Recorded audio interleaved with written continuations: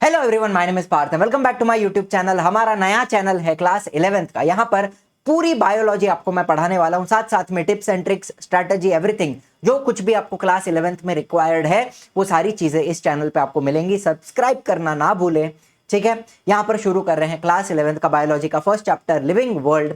इसके दो लेक्चर बनेंगे, लेक्चर 1 लेक्चर 2। यहाँ पे लेक्चर 1 देख रहे हैं। एंड एक बात हमेशा ध्यान रखना, जो भी आपने 10th स्टैंडर्ड में किया है, जितने भी अच्छे परसेंटेज आए हैं या बुरे आए हैं या फिर एवरेज आए हैं, जो कुछ भी है उसको भी साइड में रख दो, उसको भूल जाओ। एंड एक फ्रेश बिगिनिंग हमें यहाँ पे करनी है 11th स्टैंडर्ड की। एकदम बेसिक लेवल से हम पढ़ेंगे, सब कुछ अच्छे से कवर करेंगे, कंसिस्टेंटली पढ़ेंगे। खुद को प्रॉमिस करो, we are going to be consistent in class 11th। ज्यादातर बच्चे कंसिस्टेंसी खो देते हैं, मोमेंटम खो देते हैं, इसलिए 11th बर्बाद होता है। आपको हर कदम पे मैं ये एक वार्निंग दे रहा हूं कि you have to be consistent, because syllabus ज्यादा है, अच्छे से पढ़ना है, नहीं तो आपका क्लास 11th बहुत मुश्किल हो जाएगा एंड 12th भी मुश्किल हो जाएगा उसके बाद, ठीक है। तो let us begin on a positive note. Class 11 bio living world lecture number 1। Video अच्छा लगे तो लाइक करना, शेयर करना, सब्सक्राइब करना। शुरू करते हैं without wasting any time. Planet Earth की बात करें तो अर्थ पे लिविंग ऑर्गेनिजम्स हैं, बहुत सारी डाइवर्सिटी हमें लाइफ की यहाँ पे देखने मिलती है। लाइफ जो है, लिविंग ऑर्गेनिज्म, उनको हम बायोटिक फैक्टर्स बोलते हैं, लेकिन साथ साथ में बहुत सारी नॉन लिविंग थिंग्स भी हैं जिनको हम एबायोटिक फैक्टर्स बोलते हैं। फॉर एग्जांपल सनलाइट आती है, वाटर है, एयर है, एटमॉस्फेयर है, पत्थर, मिनरल्स, एवरीथिंग, ये सब कुछ क्या हो गया, एबायोटिक फैक्टर्स हो गए। तो मुझे बताइए, प्लैनेट अर्थ के ऊपर आपको एबायोटिक मतलब non living components and biotic मतलब लिविंग कंपोनेंट्स भी मिलते हैं, ठीक है। द बायोटिक कंपोनेंट्स क्या है? The living beings present around us, ठीक है। तो मुझे बताइए, ये लिविंग क्या बनाता है? उनके पास ऐसे कौन से कैरेक्टर्स हैं जो उनको जिंदा बनाते हैं या लिविंग बनाते हैं, ठीक है। The question is why do we call them living and how do they differ from non living, ठीक है। तो उनके पास ऐसा क्या खास बात है जो उनको लिविंग बनाता है, यही क्वेश्चन का आंसर हमें देना है। तो हम यहां पढ़ रहे हैं बेसिक प्रिंसिपल्स ऑफ लाइफ, ऐसे कुछ कैरेक्टर्स ऑफ लाइफ जो लिविंग ऑर्गेनिज्म को लिविंग बनाते हैं, ठीक है। आइए देखते हैं। सबसे पहली बात, एक नन्हा सा बेबी यहां पे बॉर्न हुआ है, तो मुझे बताइए, living beings once they are born they have to survive, जिंदा रहना है। और जिंदा रहने के लिए सबसे पहले मुझे बताओ, ये बच्चा पैदा हुआ, उसको कुछ तो मम्मी दूध पिलाएगी, मतलब उसको कुछ तो न्यूट्रिशन लगेगा ताकि वो और आगे ग्रो कर पाए, जिंदा रह पाए। तो उसको खाना चाहिए, उसको न्यूट्रिशन चाहिए। कम ऑन, यस और नो? फॉर सर्वाइवल, जिंदा रहने के लिए एनर्जी की रिक्वायरमेंट होती है एंड बहुत सारे केमिकल मॉलिक्यूल्स की रिक्वायरमेंट होगी। और ये एनर्जी कहां से आने वाली है? जो खाना ये बेबी खाएगा वहीं से उसको एनर्जी मिलने वाली है, न्यूट्रिशन से मिलने वाली है, ठीक है। For energy they must perform metabolism. Simple बताता हूं, मेटाबॉलिज्म मतलब आपके बॉडी में जितने भी रिएक्शंस होते हैं, आपके हर एक सेल में कुछ ना कुछ रिएक्शंस होते हैं, कुछ बन रहा है, कुछ टूट रहा है। तो all the reactions, chemical reactions in an organism, सिर्फ मैं एक बेबी की बात नहीं कर रहा हूं ना, एक बैक्टीरिया है उसके अंदर भी रिएक्शन हो रहे हैं, एक अमीबा है, यूनिसेल्युलर ऑर्गेनिज्म, उसके अंदर भी रिएक्शन हो रहे हैं। तो किसी भी ऑर्गेनिज्म में जो कुछ भी रिएक्शंस होते हैं जिंदा रहने के लिए, उसको हम बोलते हैं मेटाबॉलिज्म। एंड इस मेटाबॉलिज्म में भी दो चीजें आती हैं, आइए देखते हैं। मेटाबॉलिज्म में एक आएगा कैटाबॉलिज्म, मतलब ब्रेकिंग ऑफ मॉलिक्यूल्स। अब मुझे बताओ, अगर आपने कुछ खाना खाया, फूड खाया, तो वो फूड आपके गले से नीचे उतरेगा, ऐसा ऐसा ऐसा, इसोफेगस से धीरे धीरे स्टमक में जाएगा, ठीक है। स्टमक में डाइजेशन की प्रोसेस स्टार्ट होती है एंड बाद में आपकी जो स्मॉल इंटेस्टाइन होती है वहां पे पूरा डाइजेशन का प्रोसेस कंप्लीट होता है, ठीक है। ये आपकी यहां से स्मॉल इंटेस्टाइन, तो वहां पे डाइजेशन कंप्लीट होगा। डाइजेशन होने के बाद वो एब्जॉर्ब होगा, बाद में आपके सेल तक पहुंचेगा, है ना। जो भी हमने खाया है, आपने जो खाया, मुझे बताओ, क्या वो कॉम्प्लेक्स फूड था? It was complex food. आपने जो खाया, आपने कार्बोहाइड्रेट खाया, प्रोटीन खाया, फैट खाया, है ना, उसका डाइजेशन मतलब ब्रेक डाउन होगा इनटू सिंपल फूड या फिर सिंपल मॉलिक्यूल्स। कार्बोहाइड्रेट्स का ब्रेकडाउन होता है ग्लूकोज में, प्रोटीन्स का होता है अमीनो एसिड्स में, एंड फैट्स का होता है फैटी एसिड में, ठीक है। तो ये जो ब्रेकडाउन है इसको बोलते हैं कैटाबॉलिज्म, ठीक है। This breakdown is called as catabolism. इसको मैं कैसे याद रखता हूं, इमेजिन करो एक बिल्ली है, आपने कभी एक कैट का बिहेवियर देखा है? घर के अंदर कैट है तो यहां वहां कहीं पे भी नाखून मारेगी, चीर फाड़ करेगी, है ना, कुछ तो तोड़ेगी, तोड़ फोड़ करेगी, कहीं पे कुछ चीज पड़ी हुई है तो उसको धक्का मार के नीचे गिरा देगी, तो तोड़ने का काम करती है। बिल्ली क्या करती है? तोड़ फोड़ करती है। तो कैटाबॉलिज्म मतलब ब्रेकिंग, ब्रेकिंग ऑफ मॉलिक्यूल्स, जो आपने खाया है उसका ब्रेकडाउन हो रहा है, ठीक है। और भी चीजें ब्रेकडाउन होती हैं बॉडी के अंदर, ऐसा नहीं है कि जो हम सिर्फ खाते हैं वही ब्रेकडाउन हो रहा है, और भी बहुत सारी चीजें हैं जिनका ब्रेकडाउन होते रहता है ना। जो पुरानी पुरानी चीजें हैं, जो पुराने सेल्स हैं बॉडी के अंदर, उनका भी ब्रेकडाउन होता है। तो ये सब कुछ क्या है? कैटाबॉलिज्म है, ठीक है। उसी तरह से फिर आता है anabolism, which is making of new molecules. अब सिंपल एग्जांपल देता हूं, मान लो आपने प्रोटीन खाया, वो प्रोटीन का डाइजेशन होके अमीनो एसिड बना, ठीक है, अमीनो एसिड। फिर ये अमीनो एसिड ब्लड के अंदर एब्जॉर्ब होगा, आपके स्मॉल इंटेस्टाइन में जब डाइजेशन वगैरह पूरा कंप्लीट हो जाता है तो ये जो अमीनो एसिड हैं वो ब्लड के अंदर एब्जॉर्ब होंगे। फिर ब्लड सर्कुलेट होगा एंड हर एक सेल में, ईच सेल, हर एक सेल तक वो अमीनो एसिड्स को लेके जाएगा। और सेल के अंदर मुझे बताओ, सेल के अंदर अमीनो एसिड को यूज करके, हमने ये सब कुछ पढ़ा है, अमीनो एसिड को यूज करके न्यू प्रोटीन्स बनाए जाएंगे, न्यू प्रोटीन्स बनाए जाएंगे। आपकी स्किन के अंदर केराटिन होता है, मतलब ये जो बाल वगैरह उगते हैं ये क्या है? ये केराटिन प्रोटीन है। फिर जो कलर होता है स्किन का वो मेलानिन है। वैसे ही आपके ब्लड के अंदर एंटीबॉडीज बनती हैं, हीमोग्लोबिन बनता है, वो भी एक प्रोटीन है। फिर बोन के अंदर ऑसिन होता है, हमने पढ़ा है। पैनक्रियाज में इंसुलिन बनता है, हॉर्मोन्स बनते हैं, एंजाइम्स बनते हैं। तो ये सारे क्या है? ये सब कुछ क्या है? ये सब कुछ प्रोटीन्स है। आपके मसल्स में एक्टिन, मायोसिन होता है। ये पूरा हमने प्रोटीन वाला एक चार्ट 10th स्टैंडर्ड में पढ़ा हुआ है। तो यहां पर हमने, मुझे एक बात बताओ, शुरू में यहां पे आपको कैटाबॉलिज्म दिख रहा है, शुरू में कैटाबॉलिज्म दिख रहा है, ब्रेकडाउन, और उसके बाद अमीनो एसिड को यूज करके हम न्यू प्रोटीन बनाते हैं, तो ये हो गया एनाबॉलिज्म। कम ऑन, यस और नो? तो ये पूरा प्रोसेस बन जाता है आपका metabolism. Catabolism plus anabolism is metabolism. बात समझ में आ रही है? कहानी तो सिंपल है, मजेदार कहानी है ना। जो हमने ऑलरेडी 10th में पढ़ा है उसके साथ ही सब कुछ कनेक्ट कर रहा हूं ताकि आपको समझ में आए, ठीक है। ज्यादा कुछ अलग नहीं बता रहा हूं। तो ये बच्चे का फोटो मैंने यहां पे क्यों डाला है? जैसे जैसे ये बेबी ग्रो होगा उसके बॉडी में नया नया मॉलिक्यूल्स बनते जाएगा। जितना बेबी खाना खाएगा, न्यूट्रिशन मिलेगा, धीरे धीरे वो ग्रो करेगा। ग्रो करेगा मतलब उसके बॉडी के अंदर सेल्स बढ़ेंगे, सेल्स बढ़ेंगे तो नए मॉलिक्यूल्स बनेंगे, ठीक है। तो यहां पे क्या होगा? एनाबॉलिज्म होगा। ग्रोथ में, ग्रोथ में आपको ज्यादा एनाबॉलिज्म दिखेगा। कैटाबॉलिज्म भी है ऑब्वियसली। तो ये दोनों चीजें मिलकर आपका बनता है मेटाबॉलिज्म। सारे जो आपके रिएक्शंस होते हैं बॉडी के अंदर वो, ठीक है। बहुत ही इंपॉर्टेंट चीज है मेटाबॉलिज्म। अच्छा, दूसरी बात अब मुझे बताओ, फ्रॉम बर्थ, पैदा होने के बाद, organisms show a tendency for growth and development. कोई भी ऑर्गेनिज्म है जब पैदा हुआ वो बहुत छोटा है, वहां से वो धीरे धीरे क्या होगा? ग्रोथ होगी, डेवलपमेंट होगी, ठीक है।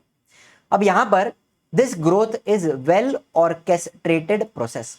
मतलब वेल ऑर्केस्ट्रेटेड, आपने कभी ऑर्केस्ट्रा देखा है? वहां पे वायलिन बज रहे हैं, कोई ड्रम्स बजा रहा है, कोई गिटार बजा रहा है, कोई गाना गा रहा है, फिर एक पर्सन होता है ऐसे ऐसे उसको कंडक्ट करता है। तो ऑर्केस्ट्रा में सब चीजें कोऑर्डिनेशन में होती हैं, बराबर। तो ग्रोथ एक वेल ऑर्केस्ट्रेटेड प्रोसेस है। इसका मतलब क्या? ग्रोथ कोऑर्डिनेशन में हो रही है। आपके जितने भी बॉडी पार्ट्स हैं, जो भी आपकी पूरी बॉडी है, वो एक प्रपोर्शन से ग्रो होती है। ऐसा नहीं है कि एक हाथ बहुत बड़ा हो गया, एक हाथ बहुत छोटा रह गया, ठीक है, एक आंख ज्यादा बड़ी हो गई, एक आंख छोटी हो गई। तो जो भी आपके बॉडी में ग्रोथ दिखती है वो प्रपोर्शन में है, ठीक है, कोऑर्डिनेशन में हो रहा है। हर चीज का जो ग्रोथ है बॉडी के अंदर वो एक प्रपोर्शन में हो रहा है and it is a well orchestrated process, ठीक है, कोऑर्डिनेशन में हो रहा है। एंड दूसरी बात, आपके अंदर ग्रोथ कहां से हो रही है? अंदर से हो रही है। आप जो खाना खाते हो वो खाना वगैरह, उसमें से आपको न्यूट्रिशन मिलेगा, एनर्जी मिलेगी एंड बॉडी के अंदर सेल्स बढ़ेंगे। जब भी यहां पे एक बच्चे की ग्रोथ होती है, तो बॉडी के अंदर क्या हो रहे हैं, सेल्स बढ़ रहे हैं, अंदर से बढ़ रहे हैं, इसको बोलते हैं इंट्रिंसिक ग्रोथ। ठीक है, इंट्रिंसिक, ये शब्द याद रखना, इंट्रिंसिक मतलब अंदर से ग्रोथ हो रही है, अंदर से दिखाई दे रहा है। एंड ग्रोथ सिर्फ लिविंग ऑर्गेनिज्म में नहीं दिखती, नॉन लिविंग ऑर्गेनिज्म में भी दिखेगी। कैसे? ये सैंड माउंड, आप अगर कभी डेजर्ट जाओ, रेगिस्तान में अगर आप जाते हो डेजर्ट में, तो वहां पर आपने रेती के ये जो पहाड़ दिखते हैं अपने को, उनको बोलते हैं सैंड माउंट्स। ठीक है, लेकिन मुझे बताओ, हवा आएगी तो क्या इसके ऊपर और ज्यादा रेती, इसके ऊपर अगर मैंने और ज्यादा रेती डाली और रेती रेती डालते गया, तो क्या इसकी भी ग्रोथ हो रही है? आपको पता है ना, सैंड स्टॉर्म्स आते हैं, रेती के तूफान वगैरह आते हैं, तो ये जो सैंड माउंड होते हैं उनकी साइज बढ़ सकती है, उसके ऊपर और रेती गिरेगी तो उसकी साइज बढ़ेगी। तो यहां पर भी ग्रोथ दिखाई दे रही है, लेकिन ये ग्रोथ कैसे हो रही है? बाहर से हो रही है। इनके अंदर सेल्स तो नहीं है, अंदर से ग्रोथ हो नहीं रही है, ऊपर से मटेरियल का डिपोजिशन हो रहा है, उसके वजह से, समझ रहे हो? ऊपर से क्या हो रहा है? मटेरियल का डिपोजिशन, डिपोजिशन मतलब ऊपर से डाला जा रहा है, एंड उसके वजह से आप उसको ग्रो होते हुए देख सकते हो। इसको बोलते हैं एक्सट्रिंसिक ग्रोथ।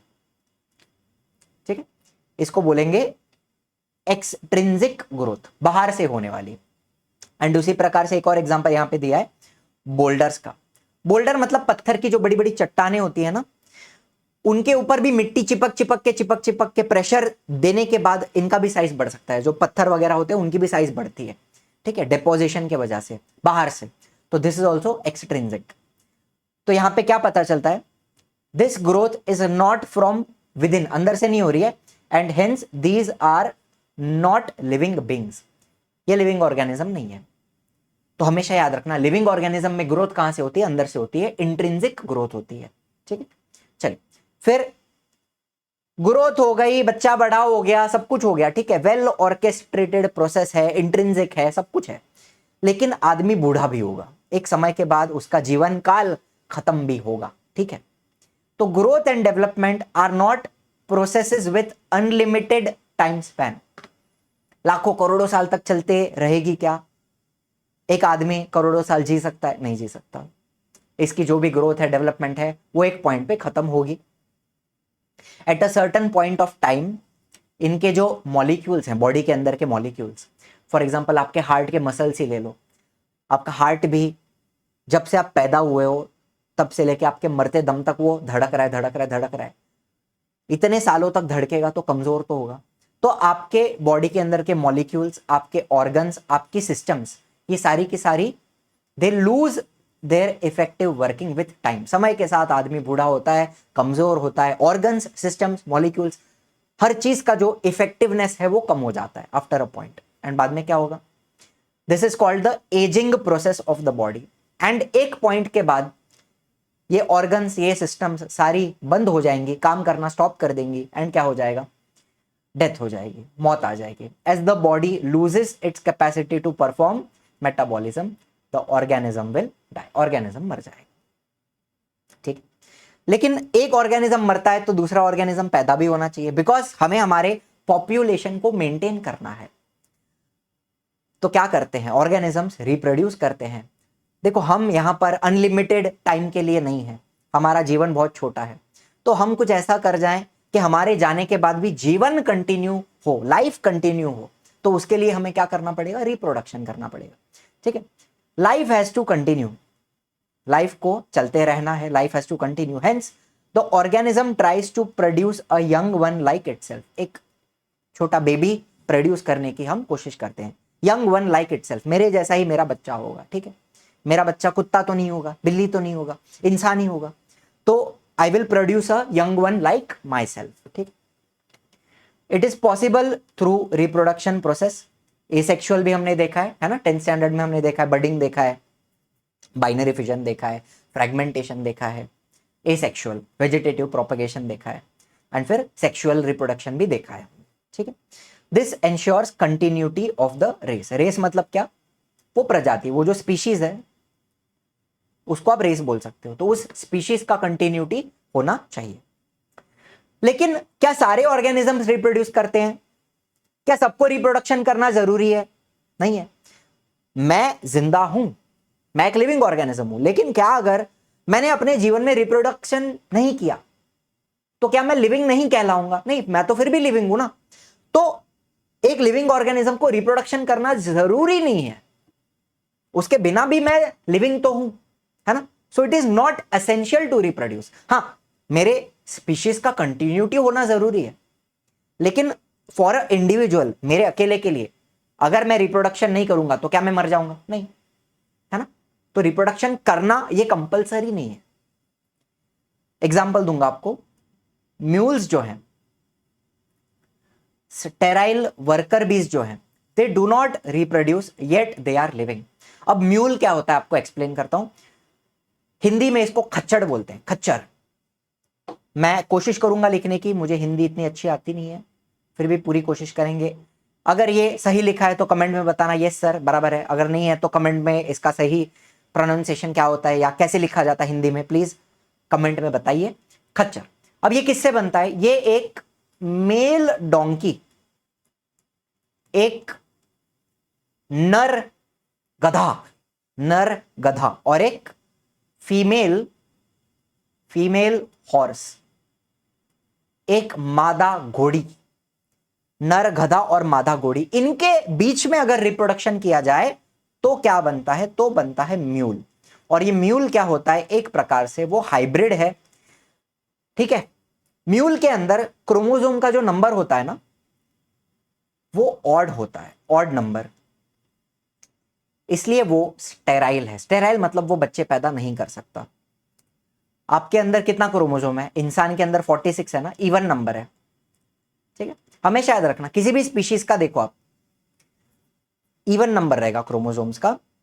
अगर वो डिप्लॉयड है, अगर वो डिप्लॉयड ऑर्गेनिज्म है और बच्चे पैदा करता है, फर्टाइल है, तो उसके अंदर हमेशा इवन नंबर ऑफ क्रोमोसोम रहेगा। अब यहां पे क्या होता है ना, एक गधा और एक घोड़े के बीच में अगर रिप्रोडक्शन किया जाए तो ये जो म्यूल बनता है इसके अंदर ऑड नंबर ऑफ क्रोमोसोम्स होते हैं, 63 होते हैं मेरे हिसाब से, ठीक है। एंड उसके वजह से वो कैसा है? वो स्टेराइल है। वो बराबर से ना स्पर्म बना पाएगा ना एग बना पाएगा। अगर फीमेल है तो इनके अंदर प्रॉपर गैमीट्स नहीं बन पाते because of the odd number of chromosomes, ठीक है। जो मियोसिस की प्रोसेस होती है वो नहीं हो पाती सही से, एंड इसलिए ये कैसे हैं? ये स्टेराइल म्यूल्स की बात कर रहा हूं ना। म्यूल्स भी कैसे हैं? स्टेराइल हैं। स्टेराइल मतलब जो बच्चे पैदा नहीं कर सकता, ठीक है। बट फिर भी वो जिंदा है ना, रिप्रोडक्शन नहीं करता, फिर भी लिविंग ऑर्गेनिज्म है। और वैसे ही आपको एक और एग्जांपल देता हूं, वर्कर बीज। ये जो वर्कर बीज होती हैं ये फीमेल होती हैं एंड ये बच्चे पैदा नहीं करती। बच्चे कौन पैदा करता है? सिर्फ क्वीन बी जो होती है ना, क्वीन मधुमक्खी, बड़ी सी, इतनी बड़ी होती है, वो बच्चे पैदा करती है। बाकी जो वर्कर बीज होती हैं, जो फ्लावर जाके शहद इकट्ठा करती है, हनी इकट्ठा करती हैं, ये जो फीमेल वर्कर बीज है ये भी बच्चे पैदा नहीं करती। They are also sterile but they are also living. जिंदा तो है ना, बच्चा पैदा नहीं करता है तो क्या हो गया? मर गया क्या? नहीं, जिंदा है, लिविंग है। सो reproduction cannot be called an inclusive characteristic of life. Inclusive मतलब एक ऐसा कैरेक्टर जो हर ऑर्गेनिज्म में मिलेगा। इंक्लूसिव का मतलब समझिए, इंक्लूसिव का मतलब एक ऐसा कैरेक्टर, ये लिख लेना थोड़ी थोड़ी चीजें आप, जो हर ऑर्गेनिज्म में है। तो reproduction is not inclusive, her organism में नहीं देखने मिलता, ठीक है। इंक्लूसिव का मतलब ऐसा एक कैरेक्टर जो सब ऑर्गेनिज्म में होना ही चाहिए, उसको बोलेंगे इंक्लूसिव कैरेक्टरिस्टिक, ठीक है। आइए आगे चलें। चलो, एक और इंपॉर्टेंट कैरेक्टर होता है लिविंग ऑर्गेनिजम्स के साथ। मुझे बताओ, अगर गर्मी बढ़ गई है, तापमान बढ़ गया है, वातावरण हॉट हो गया है तो पसीने छूट जाएंगे, है ना। तो आपका बॉडी गर्मी के हिसाब से रेस्पॉन्ड करता है। ठंडी है तो आप कुड़कुड़ने लगते हो, गर्मी है तो पसीने छूटते हैं। तो बॉडी क्या कर रहा है? एनवायरमेंट के हिसाब से या फिर सराउंडिंग के हिसाब से रेस्पॉन्ड कर रहा है, ठीक है। वैसे ही आपने बहुत ही स्वादिष्ट खाना देख लिया तो मुंह में पानी आ गया, ये कैसा पानी बना रहा हूं मैं, पानी क्यों नहीं बना पा रहा हूं, हाँ, मुंह में पानी आ जाना, सलाइवा टपकने लगना, ठीक है, ये भी एक रेस्पॉन्स है। यहां पे मुझे बताओ, ये जो खाना है इसको मैं बोलूंगा स्टिम्युलस, ठीक है, ये खाना क्या है, स्टिम्युलस है। एंड सलाइवा टपकने लगना, मुंह में पानी आ जाना, इसको बोलते हैं रेस्पॉन्स, ठीक है। उसी तरह से ये जो गर्मी है ये एक स्टिम्युलस है, गर्मी क्या है, स्टिम्युलस। एंड पसीने छूट जाना, ये क्या है, ये पसीना, रेस्पॉन्स है, ठीक है। तो स्टिम्युलस मतलब क्या, जो कुछ भी आपके सराउंडिंग में है उसको स्टिम्युलस बोलते हैं। गर्मी हो गई, ठंडी हो गई, खाना हो गया, या फिर किसी ने आपको कुछ बोल दिया, आपको बुरा लगा, फिर आपने भी चार बातें सुना दी, तो सामने वाला क्या था, स्टिम्युलस था, आपने चार बातें सुनाई, वो क्या था, रिस्पॉन्स था। तो जो भी आपके सराउंडिंग में होता है everything is a stimulus, and उसके हिसाब से आपकी बॉडी रिस्पॉन्ड करती है, सिंपल। उसी प्रकार से अगर जर्म्स आपके ऊपर अटैक करते हैं तो ये जर्म्स क्या है, स्टिम्युलस है ना, जो आपके अंदर आके आपको बीमारी कॉज करने का कोशिश करेंगे। लेकिन आपकी इम्यून सिस्टम जाग जाएगी, वो आपको प्रोटेक्ट करेगी, तो वो क्या है, रिस्पॉन्स है, इम्यून रिस्पॉन्स जिसको बोलते हैं, ठीक है। तो मुद्दा क्या है, मुद्दा यह है कि any living being responds to thermal, chemical और biological changes in the surrounding. यहां पे गर्मी इज अ थर्मल चेंज, ठंडी इज अ थर्मल चेंज, फिर आपके सामने स्वादिष्ट खाना आ गया, ये केमिकल चेंज है, ठीक है। एंड आपके ऊपर अटैक हो रहा है बैक्टीरिया का या वायरस का, इसको क्या बोलते हैं, बायोलॉजिकल चेंज, ठीक है। या फिर आपने लायन देख लिया, लायन आपको आपके पीछे करके आने लगा, तो वो भी एक क्या हो गया, बायोलॉजिकल चेंज हो गया एक तरीके से, है ना। आप भागोगे, वो एक रेस्पॉन्स है, लायन इज अ स्टिम्युलस। तो any living being responds to thermal, chemical और biological changes in the surrounding. So responsiveness और इरिटेबिलिटी, है ना, इरिटेट हो जाना चीजों से, आसपास के चीजों से, it is a unique property of living beings. गर्मी से आप इरिटेट होते हो, ठंडी से इरिटेट होते हो, बीमारी से इरिटेट होते हो, तो रेस्पॉन्ड करना या इरिटेट होना, अफेक्ट होना, it is a unique property of living organisms. इसको भी मैं इंक्लूसिव कैरेक्टर मानता हूं, बिकॉज अगर आप एक छोटे से छोटा ऑर्गेनिज्म देखो, बैक्टीरिया, बैक्टीरिया भी रेस्पॉन्ड करता है आसपास की चीजों को, ठीक है। एंड एक बड़े से बड़ा ऑर्गेनिज्म ले लो, ब्लू व्हेल ले लो, वो भी रेस्पॉन्ड करती है आसपास की चीजों से। तो ये जो एक कैरेक्टर है रेस्पॉन्ड करना, it is present in all organisms, ठीक है। सो it is inclusive character, her organism में दिखता है, ठीक है। वैसे ही एक और इंक्लूसिव कैरेक्टर है, उसके बारे में आपको बताऊंगा। चलिए, तो यहां पे ध्यान से सुनना। नॉन डिफाइनिंग कैरेक्टर्स का मतलब क्या, जो लिविंग में और नॉन लिविंग में दोनों में दिखता है। फॉर एग्जाम्पल, यहां पर मैंने ग्रोथ की बात की, तो लिविंग में जो ग्रोथ था वो अंदर से हो रहा था, इंट्रिंसिक। एक और इंटरेस्टिंग बात आपको बताऊंगा, 2 मिनट। लिविंग के अंदर इंट्रिंसिक ग्रोथ है, वेल ऑर्केस्ट्रेटेड ग्रोथ है, ठीक है। नॉन लिविंग के अंदर ग्रोथ कैसी होती है, एक्सट्रिंसिक, बाहर से हो रही है, एक्सट्रिंसिक,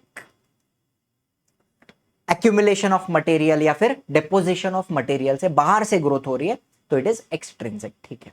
अब रिप्रोडक्शन लिविंग में तो दिखता है, हालांकि हर लिविंग ऑर्गेनिज्म में नहीं दिखता। तो रिप्रोडक्शन कैसा है, it is not all inclusive. ये तो आप समझते हो कि हर एक ऑर्गेनिज्म में रिप्रोडक्शन नहीं दिखता। एग्जांपल दिया आपको, म्यूल का दिया मैंने, वर्कर बी का दिया, ठीक है। एंड एक और चीज आपको पता है, वायरस जो होती है ना, वो जब बाहर होती है बॉडी के बाहर, तब वो नॉन लिविंग है, उसको नॉन लिविंग मान सकते हैं। लेकिन जब वो अंदर जाती है तब वो लिविंग ऑर्गेनिज्म की तरह बिहेव करती है एंड रिप्रोड्यूस भी करती है। तो वैसे उसको नॉन लिविंग मानते हैं बाहर, लेकिन अंदर आने के बाद वो लिविंग की तरह बिहेव करती है। तो वायरस को हम बोलते हैं कि इट इज ऑन द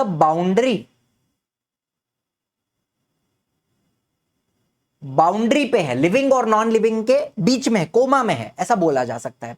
तो वायरस में भी रिप्रोडक्शन दिखता है, लेकिन उसको हम एक तरीके से नॉन लिविंग भी मानते हैं बाहर। तो इसलिए रिप्रोडक्शन को नॉन डिफाइनिंग भी बोला है, डिफाइनिंग, बिकॉज वो एक तरीके से नॉन लिविंग में भी दिखती है, ठीक है। वैसे ही कुछ क्रिस्टल्स वगैरह होते हैं, वो भी ग्रो होते हैं, फिर डिवाइड हो जाते हैं, फिर ग्रो होते हैं।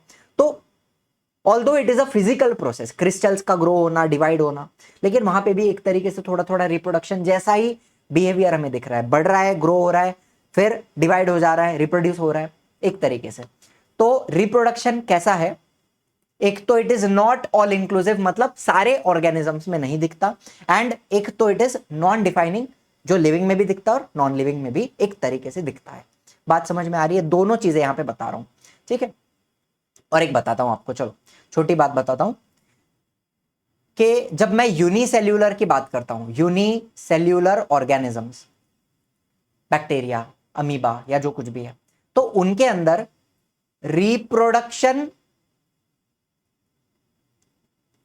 एंड ग्रोथ, ये दोनों सेम चीजें होती हैं।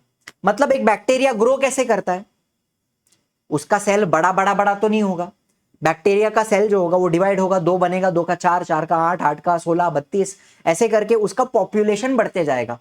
तो हम बोलते हैं कि बैक्टीरिया की ग्रोथ हो रही है। ग्रोथ मतलब क्या, उसका पॉपुलेशन बढ़ रहा है। तो यहां पर एक यूनिसेल्यूलर ऑर्गेनिज्म के लिए रिप्रोडक्शन एंड ग्रोथ सेम चीज है, सेम चीज है, ठीक है। ग्रोथ भी हो रही है इन द सेंस उसका पॉपुलेशन बढ़ रहा है, एंड रिप्रोडक्शन मतलब वो डिवीजन कर रहा है, तो दोनों सेम बात होती है। लेकिन एक मल्टी सेल्यूलर ऑर्गेनिज्म में, एक मल्टी सेल्यूलर ऑर्गेनिज्म के लिए ग्रोथ अलग चीज है, जो अंदर से हो रही है, सेल्स बढ़ रहे हैं, एंड रिप्रोडक्शन अलग चीज होती है, जहां पे वो एक नया नया यंग वन को जन्म देता है, ठीक है। इतना यहां पे एडिशनल बता रहा हूं आपको। चलो अब बात करते हैं डिफाइनिंग कैरेक्टर। डिफाइनिंग मतलब क्या, जो सिर्फ लिविंग ऑर्गेनिज्म में प्रेजेंट है, एंड यहां पर मेटाबॉलिज्म, मेटाबॉलिज्म मतलब आपके बॉडी में जो भी रिएक्शंस होते हैं, एंड रेस्पॉन्सिवनेस, स्टिमुलस को रेस्पॉन्ड करना, ये चीजें ऑल इंक्लूसिव है। मतलब ये एक तरीके से हम बोल सकते हैं it is present in all organisms, इसलिए उसको क्या बोलते हैं, ऑल इंक्लूसिव, हर ऑर्गेनिज्म में प्रेजेंट है, मेटाबॉलिज्म भी हो रहा है, रिएक्शन भी हो रहे हैं, एंड रेस्पॉन्ड भी कर रहा है स्टिमुलस को, ठीक है। चलो फिर सेल्यूलर ऑर्गेनाइजेशन, ये भी आपको सब लिविंग ऑर्गेनिज्म में मिलता है, लेकिन इसको ऑल इंक्लूसिव नहीं बोला है, बिकॉज वायरस जो होती है, again it is non living, लेकिन आपके बॉडी के अंदर आने के बाद वो एक लिविंग की तरह बिहेव करती है। एंड वायरस जो होती है, वो वायरस यहां लिख रहा हूं, वायरस जो है वो ए सेल्यूलर है। ए सेल्यूलर मतलब उसके पास सेल नहीं होता, उसका जो स्ट्रक्चर है उसका सेल नहीं है। वायरस का स्ट्रक्चर आगे सेकंड चैप्टर अपना जो है सिस्टमैटिक्स, उसमें अपन देखेंगे। लेकिन वायरस को क्या बोलते हैं, इट इज ए सेल्यूलर, लेकिन वो भी बॉडी के अंदर जाने के बाद सेल्स की तरह बिहेव करती है एक तरीके से, ठीक है, लिविंग की तरह बिहेव करती है। तो ऑल्दो उसके पास सेल नहीं है, फिर भी वो लिविंग की तरह बिहेव करती है, इसलिए सेल्यूलर ऑर्गेनाइजेशन को ऑल इंक्लूसिव नहीं बोला है, but it is a defining character कि जितने भी लिविंग ऑर्गेनिज्म है सबके पास सेल्यूलर ऑर्गेनाइजेशन होता है। लेकिन वायरस कैसी है, ए सेल्यूलर है, फिर भी वो लिविंग की तरह बिहेव कर सकती है, इसलिए उसको मैंने ऑल इंक्लूसिव में नहीं रखा है। एंड कॉन्शियसनेस जो है, कॉन्शियसनेस मतलब अवेयरनेस कि मैं एक इंसान हूं, जब मैं मिरर में देखता हूं तो मैं खुद को देख रहा हूं, ये जो चीजें हैं कॉन्शियसनेस, ये सिर्फ आपको ज्यादा डेवलप्ड ऑर्गेनिजम्स में दिखेगा, हायर ऑर्गेनिजम्स में, ठीक है। अवेयरनेस जो होती है, ऐसा नहीं बोल सकते ना कि एक एग्जांपल ले लो कि पॉरीफेरा है या सेलेंट्रेटा है, हम उनको कॉन्शियस नहीं बोल सकते, उनके आसपास क्या हो रहा है इन सब चीजों के बारे में उन्हें नहीं पता, तो they are not conscious, they are alive, metabolism हो रहा है, रेस्पॉन्ड भी कर रहे हैं, बट कॉन्शियस नहीं है, अवेयर नहीं है अपने सराउंडिंग के बारे में, ठीक है। तो I hope all the things are clear. Cellular organisation आपको समझ में आया। वायरस कैसी है, ए सेल्यूलर है, फिर भी वो लिविंग की तरह बिहेव करती है, ए सेल्यूलर है, सेल नहीं है, फिर भी लिविंग की तरह बिहेव करती है, इसलिए सेल्यूलर ऑर्गेनाइजेशन को ऑल इंक्लूसिव नहीं बोला है, ठीक है। I hope all the points are very clear. अब कुछ क्वेश्चंस यहां पे देखते हैं जो आपके टेक्स्ट बुक में दिए हुए हैं। कैन यू रिकॉल, क्या आप याद कर सकते हो what is the difference between living and non living? तो ये सारी चीजें यहां पे आपको बता रहा हूं। लिविंग जो है उनके अंदर ग्रोथ दिखती है, इंट्रिंसिक होती है from within, and non living में accumulation of material, deposition of material, extrinsic growth है। रिप्रोडक्शन दिखता है एक्सेप्ट म्यूल्स में, स्टेराइल वर्कर भी इनके अंदर, और ऐसे भी बहुत सारे ह्यूमंस भी हैं जो रिप्रोडक्शन नहीं कर पाते, है ना, स्पर्म प्रोडक्शन वगैरह नहीं हो पाता है बहुत सारे मेल्स में, तो उनको इनफर्टाइल बोलते हैं, इम्पोर्टेंट बोलते हैं, ठीक है। And non living things do not reproduce, but virus का एक एग्जांपल यहां पे मैंने दिया आपको, ऑल्दो इट इज, उसको आप नॉन लिविंग भी बोल सकते हो एक तरीके से बाहर, लेकिन वो रिप्रोड्यूस करती है आपके अंदर आने के बाद। तो एक वायरस का एग्जांपल हो गया, क्रिस्टल्स का एग्जांपल हो गया, तो यहाँ पे अपने को थोड़ा थोड़ा रिप्रोडक्शन जैसा बिहेवियर दिखाई देता है नॉन लिविंग में भी, ठीक है। वायरस हो गया या क्रिस्टल्स हो गए, क्रिस्टल्स ग्रो होते हैं, डिवाइड होते हैं, ठीक है। मेटाबॉलिज्म है जो आपको सिर्फ लिविंग में दिखेगा, ऑल इंक्लूसिव कैरेक्टर है। इरिटेबिलिटी, ये भी आपको, रिस्पॉन्सिवनेस सिर्फ लिविंग ऑर्गेनिज्म में मिलेगी, ऑल इंक्लूसिव है। एजिंग आपको, they undergo ageing and eventually die, living things. Non living things do not have a life span, मतलब ऐसा पैदा हुआ मरेगा ऐसा कुछ नहीं है ना, ठीक। तो ये आपको कैरेक्टर समझ में आ गया, डिफरेंस समझ में आ गया लिविंग एंड नॉन लिविंग का। फिर analyst the characteristics of living organisms, metabolism है, ग्रोथ एंड डेवलपमेंट है। लिविंग ऑर्गेनिज्म में क्या क्या दिखता है, एजिंग दिखती है, रिप्रोडक्शन दिखता है, डेथ दिखता है, रेस्पॉन्सिवनेस दिखता है, ये सब कुछ आ गया, ठीक है। चलो, whether all organisms are similar, क्या सारे ऑर्गेनिज्म सिमिलर है? नहीं, छोटे ऑर्गेनिज्म है, बड़े ऑर्गेनिज्म है, अलग अलग जगह पे रहने वाले ऑर्गेनिजम्स हैं, भिन्न भिन्न प्रकार के ऑर्गेनिजम्स हैं, ठीक है।